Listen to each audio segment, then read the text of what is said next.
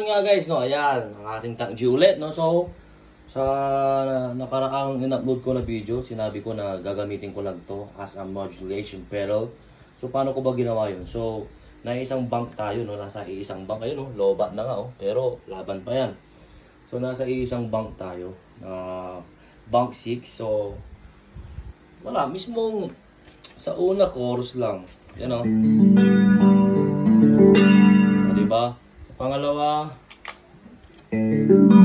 phaser. Alright.